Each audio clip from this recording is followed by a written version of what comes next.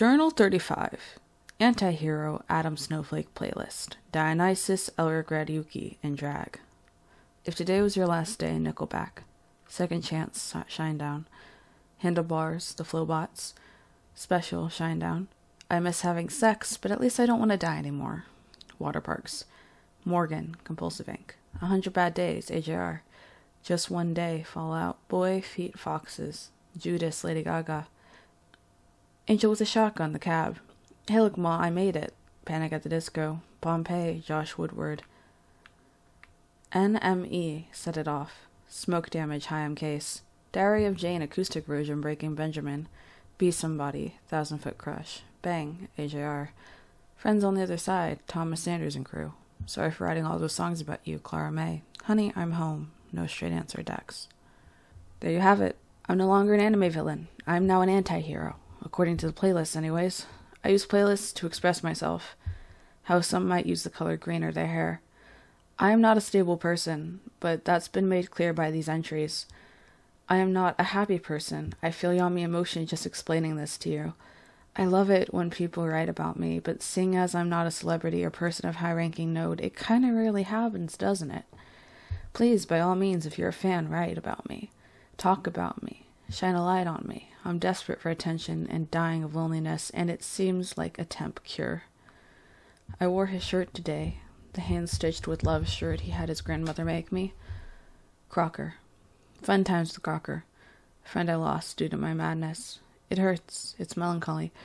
The way I feel. I was talking to my enchanted glasses the other day. My glasses which are possessed by a pop culture spirit who goes by Eli. I was talking to him about the bitter taste Crocker left with me. Crocker was my best friend for a long time, but he never was a good one. There was call-out post after call-out posts, and putting together the pieces of our relationship led to a torn thing. I wrote Cake Batter Meadows about him, and there's a verse in To Those Who Gave Up on Me as well about him. I guess we just don't sync. I find it ironic. How he would always complain to me about his abandonment issues, how people left him without a word and he was damaged, and yet it was so easy for him to become that person towards me.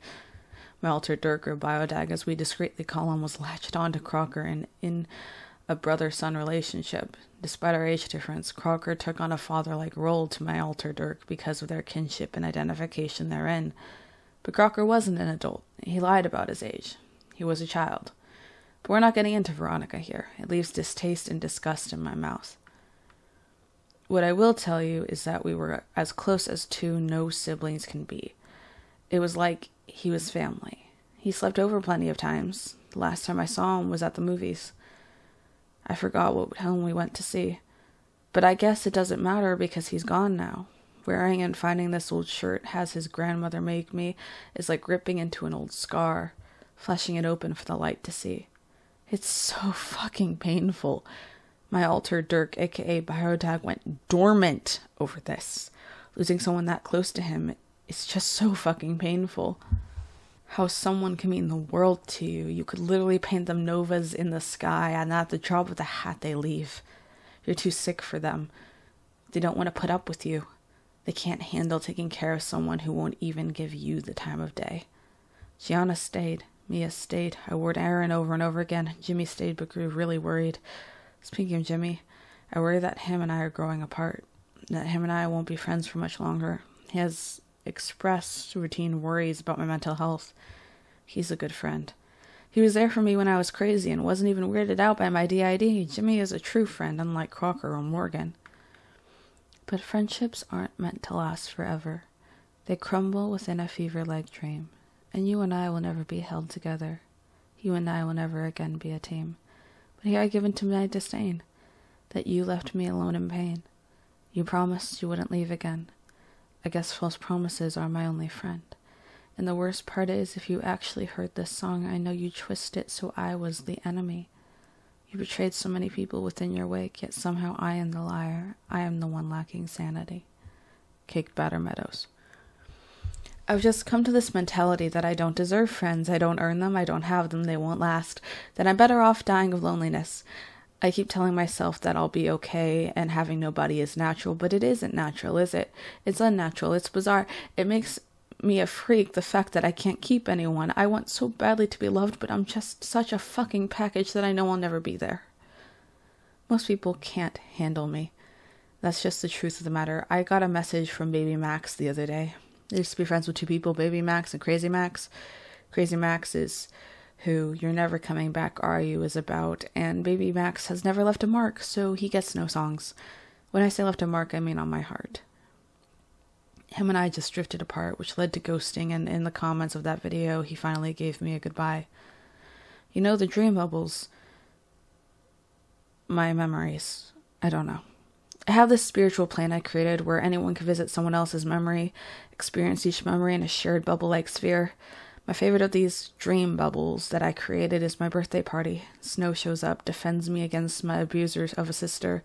Everybody's in costume and the whole con group is there. Croc and I are friends, Morgan and I are friends, we're all peachy. I had a few delusions about Snow.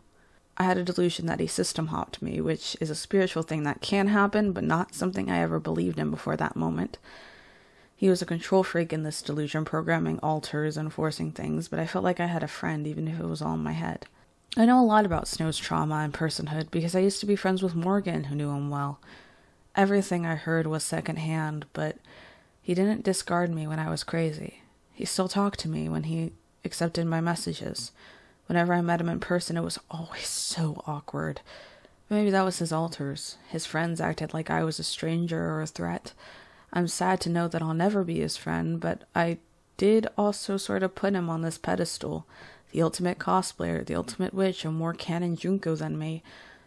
I'm glad I knew him, but we were never really friends. He just was a famous muser who went to my old high school. If anything, it wasn't special. The spirits puppeteering his altars, running my headspace was strange. System hopping is possible. Every DID system headspace exists on the astral, so anything is possible with that. But that's diving into spirituality, and like we've discussed in previous entries, you probably don't care about that. Whenever I talk about spirituality, I come across as crazy, no matter how right, because I'm poor at phrasing and giving background, and thus my spiritual beliefs come across as delusions. Maybe they are. I feel like I've pissed off every other spiritual ally I have as of late, and I know I have some nasty shit attached to me. Somehow related, the hospital I went to confiscated my wig and necklaces, one dedicated to Thor, one dedicated to Apollo, and one dedicated to Dionysus. They took it and never returned it. Same with an SD card that showcased me off the rails. I wonder how much of it was real. The ventures I went on while insane. I can't help but wonder how much was parasites, how much was delusion, and how much was legitimate spiritual exploration. I wonder, and I'm afraid to hear the answer.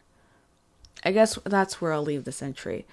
I know I want to be known for something, and I want to go down in history books, but I don't know what that something is, and I have a terrible fear that I will be forgotten. They say you die twice. The first time when you're buried, and the second time when people forget you. I want to live. I'm growing old, and I have a fear of dying young. I know I won't make it to 27, and what kind of legacy have I left? Nothing. No books, no inventions, no art. I've left nothing. Just mental illness and a YouTube channel that won't last the century. I don't want to die forgotten. The whole reason I created Lance Laser was so that my voice would live on when I die. What kind of legacy will I have left if I were to die today? Nothing. Insanity. And that's all. Dionysus Araryuki 3:21 p.m. /24-20